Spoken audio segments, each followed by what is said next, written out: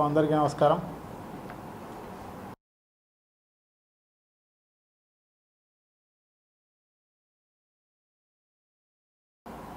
రా కదలిరా అనే కార్యక్రమం కమలాపురంలో నిన్న జరిగింది.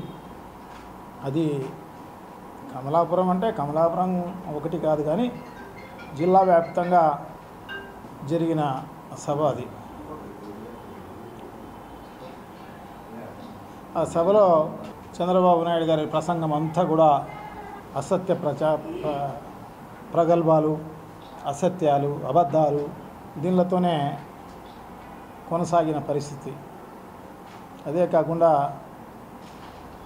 వైఎస్ఆర్ కాంగ్రెస్ పార్టీ పైన, జగన్మోహన్ రెడ్డి గారి పైన, ఎమ్మెల్యేల పైన, ఎంపీల పైన అన్నీ బురద చల్లే కార్యక్రమం. ఇంతకు తప్పనిచ్చి నేను ఈ 14.5 సంవత్సర కాలంలో నేను ముఖ్యమంత్రిగా ఉన్నప్పుడు ఇది చేశా, దీనికి ఓట్లేయండి, ఈ ప్రాంతానికి మేలు చేశా, ఇందుకు ఓట్లేయండి, లేకుంటే ఈ కులానికి ఓటేసి సహాయం చేశా, ఆ కులానికి చేసినందువల్ల ఆ కులం వాళ్ళు పోయింది, లేకుంటే ఈ మనిషికి చేశా అని ఆ ప్రసంగంలో ఏమన్నా ఉంటుందేమో అని చెప్పేసి ప్రజలందరూ ఎదురు చూశారు. ఏమాత్రం లేదు. 14.5 సంవత్సర కాలం దేవుడు ఎందుకు ఇచ్చాడో కానీ ఆయనకు అవకాశం ముఖ్యమంత్రిగా. అది ఎట్లా వచ్చింది అనేది తర్వాత విషయం. ఎన్టీ రామారావును వెన్నుపోటు పొడిచి ఒక 4.5 సంవత్సరం, వాజ్పేయి దయ వల్ల ఈయన అబద్ధపు ప్రచారాల వల్ల ఆయనకు బాకా ఊదే మీడియా వల్ల ఆ రకంగా అయితే ఇంకొక 5 సంవత్సరాలు రావడం జరిగింది. దాని తర్వాత రాజశేఖర రెడ్డి గారి ప్రభుత్వం వచ్చిందనుకోండి. ఈ రకంగా అంతకుముందు 9.5 సంవత్సర కాలం. దాని తర్వాత మొన్న 2014 నుంచి 19 వరకు 5 సంవత్సరాల కాలం, దాదాపు 14.5 సంవత్సర కాలం ఈ రాష్ట్రంలో స్వాతంత్రం వచ్చేల నుంచి ఎవరికి అంత కాలం ముఖ్యమంత్రిగా ఉండే అవకాశం ఇతనికి మాత్రమే వచ్చింది. మరి వచ్చినప్పుడు ఆయన సద్వినియోగం చేసుకొని ప్రజలకు ఉపయోగపడే కార్యక్రమం, ఈ రాష్ట్రానికి ఉపయోగపడే కార్యక్రమం చేసుంటే డెఫినెట్గా ప్రజలు అతన్ని ఆదరించేవాళ్ళు. అటువంటి పని ఏమీ లేదు. చరిత్రహీనుడు అతను. ఒక్క మంచి పని చేసిన పరిస్థితి లేదు, ఒకవరికి మేలు చేసిన పరిస్థితి లేదు. ఇటువంటి పరిస్థితి, అటువంటి దుస్థితి. ఎందుకంటే ఆయన అధికారంలో ఉన్నంతకాలం కొన్ని లక్షల కోట్ల రూపాయలు దిగమింగడానికే సరిపోయిందన్నమాట. లంచాలు, కమిషన్లు ఎక్కడొస్తాయి, ఏం కథ అని చెప్పేసి ఒక అవినీతి రాష్ట్రంగా తయారు చేసిన ముఖ్యమంత్రి ఎవడన్నా ఉన్నాడు అంటే చంద్రబాబు నాయుడు గారే. అదే కాదు, భారతదేశంలోనే ఇంత అవినీతిపరుడు, ఇంత దుర్మార్గమైన పరిపాలన, ఇంత అబద్ధాల పరిపాలన, ఇంత పనికిరాని పరిపాలన పరిపాలించిన దుర్మార్గుడు నిజంగా చంద్రబాబు నాయుడే. మనం చూసాం. చంద్రబాబు ఇక్కడ తిరుపతిలో పీజీ చదువుకునేటప్పుడు, కాలేజీలో పీజీ చదువుకునేటప్పుడు ఆయనతో పాటు గోపాలకృష్ణారెడ్డి అయితేనేమి, మన పెద్దిరెడ్డి రామచంద్రారెడ్డి గారు అయితేనేమి, వీళ్ళందరూ చదువుతాన్నారు. అప్పుడు ఆ చదివేటప్పుడు ఈయనకునేది హవాయి చెప్పులు, ఒక సైకిలు. అటువంటి పరిస్థితి నుంచి 2 ఎకరాల భూమి నుంచి, ఒక చిన్న కొట్టం నుంచి మొదలై ఇప్పుడు కొన్ని లక్షల కోట్ల రూపాయలు సంపాదించినాడు అంటే ఈ ఆంధ్ర రాష్ట్రంలోనే కాదు, భూములైతేనేమి, ఆస్తులైతేనేమి, ఈ దేశంలోనే కాదు, సింగపూర్ అయితేనేమి, మలేషియా అయితేనేమి, అమెరికా అయితేనేమి, ఎక్కడ పడితే అక్కడ కొన్ని లక్షల కోట్ల రూపాయల ఆస్తులు సంపాదించడం జరిగింది. అటువంటి వాడు వేరే వాళ్ళ గురించి నేను తుప్పు నిప్పు అనుకుంటూ వేరే వాళ్ళపైన బురద చల్లే కార్యక్రమం చేస్తాడన్నమాట. సో ఇవన్నీ కూడా ప్రజలకు బాగా తెలుసు. అందుకోసమే రాబోయే కాలంలో 175 సీట్లకు 175 సీట్లు వస్తాయి డెఫినెట్గా. అదే కాదు, చంద్రబాబు నాయుడు గారు ఆయన పక్కన అందరినీ వందివాగదులను అందరినీ పెట్టుకున్నాడు అన్నమాట. వాళ్ళందరూ రాయించినారు ఒక్కొక్క కాన్స్టిట్యున్సీలో ఇది అని చెప్పేసి. అది చదివి అది చెప్తాన్నాడు అన్నమాట ఆయన. అందరికీ టైటిల్స్ తగిలిచ్చే కార్యక్రమం అన్నమాట. పొద్దుటూరు ఆయన ఇది, బద్వేలు ఆయన ఇది, ఇంకొకరు ఆయన ఇది, ఈ ఆయన ఇది, కమలాపురం ఆయన ఇది. చూడండి. సో ఈ రకంగా రాసిచ్చిన వాళ్ళే ఎంత కబ్జాకోరులో ఎలా సంపాదించినారో, ఎలా కలెక్షన్ కింగ్లో ఇవన్నీ ప్రజలందరికీ కూడా బాగా తెలుసు. గతంలో ఇసుక అమ్మింది వాళ్ళే, మట్టి అమ్మింది వాళ్ళే, అన్నీ అమ్మింది వాళ్ళే. వాళ్ళు మొత్తం దోచుకునేదంతా వాళ్ళే, భూములు ఆక్రమించింది వాళ్ళే. భూములన్నీ కూడా ఆక్రమించి మళ్ళీ ఏరే వాళ్ళపైన నిందలు. ఏరే వాళ్ళపైన నిందలు ఎందుకు? రాసిచ్చే వాళ్ళకు బుద్ధి లేదు, చదివి చెప్పే వాళ్ళకు అంతకన్నా లేదన్నమాట. వాళ్ళకు ఎందుకంటే అతనే ఒక పెద్ద అవినీతిపరుడు. ఆ స్టేజ్ పైన ఉన్న వాళ్ళందరూ అవినీతిపరులే, ఒకరు కాదు, వీళ్ళు వాళ్ళు కాదు, అందరూ అటువంటి పనులే, అటువంటి వాళ్ళే ఉండేది వాళ్ళందరూ. సో అటువంటి చరిత్ర ఏమి అందరికీ తెలిసిన విషయమే. అటు ఉన్న వాళ్ళందరికీ కింద నవ్వుకుంటున్నారు అందరూ అన్నమాట. నవ్వుకుంటున్నారు, ప్రజలే నవ్వుకుంటున్నారు. దీన్ని చూసి టీవీలో చూసి కూడా నవ్వుకుంటుంటారు అన్నమాట అందరూ కూడా. సో ఈ రకంగా జరిగిన ప్రసంగాన్ని తీవ్రంగా ఖండిస్తూ భవిష్యత్ అంతా కూడా జగన్మోహన్ రెడ్డి గారిదే. ఇప్పుడే కాదు, 40 ఏళ్ళు ముఖ్యమంత్రిగా ఉండే అవకాశం ఒక్క జగన్మోహన్ రెడ్డి గారికి మాత్రమే ఉంది అని చెప్పి తెలియజేసుకుంటున్నాం. ఎందుకంటే ఆయనకు మాత్రమే ఉంది ఆ అవకాశం కూడా. వయసు సహకరిస్తుంది ఆయనకు.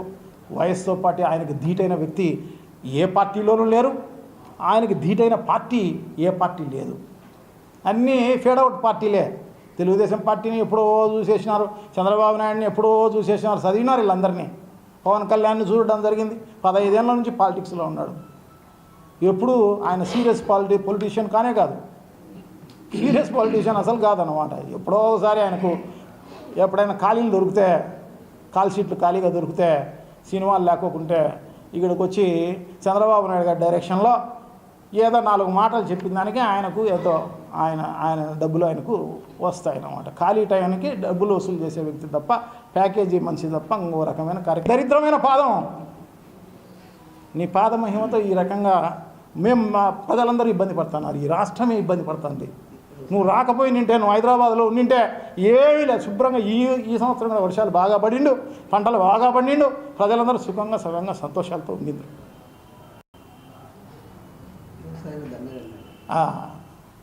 చూడు, మా రఘు కూడా చెప్తాడు వ్యవసాయమే దండగా అని. మా పాలగిరిలోనే మీటింగ్లో వ్యవసాయం దండగా, ఇది మానేసేయండి అందరూ.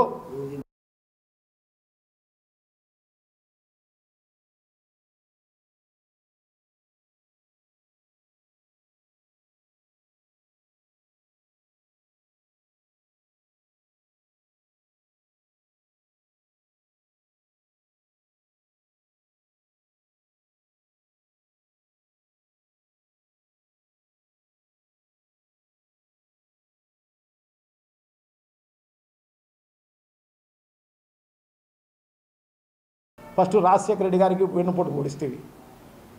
ఫస్ట్ ఎమ్మెల్యే కాగానే రాజశేఖర రెడ్డి అమ్మడి తిరుగుతీవి. ఆయన సూట్ కేసు మోస్తేవి ఢిల్లీకి. ఆ మంత్రి పదవి వచ్చా అంజయ్య గారి టైంలోనూ, భవనం వెంకటరామరెడ్డి గారి టైంలోనూ రాజశేఖర రెడ్డి గారు వెనక మరి తిరిగినందువల్ల వచ్చింది. తర్వాత ప్రగల్భాలు పలికితేవి ఎన్టీ రామారావు పైన. ఎన్టీ రామారావు ప్రగల్భాలు పలికితేవి, ఓడిపోతేవి. మళ్ళా పోయి తెలుగుదేశంలో జాయిన్ అయిపోతేవి. ఆయన్ను ఓటు ఓడిస్తేవి, నువ్వు ముఖ్యమంత్రి అయిపోతేవి.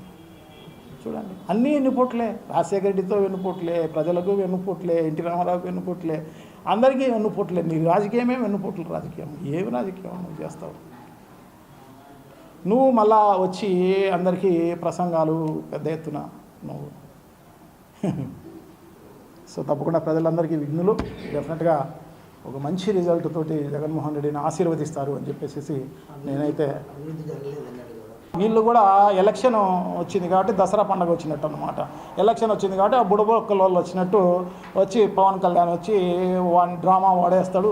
చంద్రబాబు నాయుడు గారు చంద్రబాబు నాయుడు డ్రామా వేసేసి పోతారన్నమాట. అంతే వచ్చిపోయే వాళ్ళే వీళ్ళు తప్ప ప్రజలకు ఉపయోగపడే వాళ్ళు కాదు. ఇది ప్రజలందరికీ బాగా తెలిసిన విషయం అని చెప్పేసి తెలియజేసుకుంటూ సెలవు తీసుకుంటున్నాను. థ్యాంక్ యూ, నమస్కారం. ఆ పార్టీనే లేదు.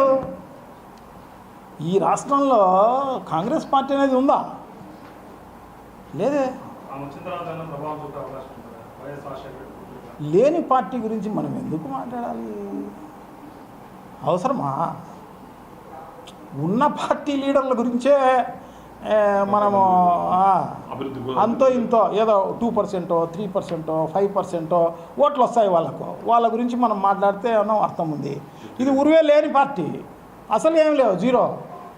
లేని పార్టీ గురించి దానికి మళ్ళా ఒక ప్రెసిడెంటు, దానికి ఒక కార్యక్రమము. సరే నామకే వాస్తే ఇప్పుడు చాలా జాతీయ పార్టీలు ఉంటాయి, చాలా నామకే వాస్తే పార్టీలు ఉంటాయి, దాంట్లో అది ఒకటి అంతే తప్పేసి వేరే.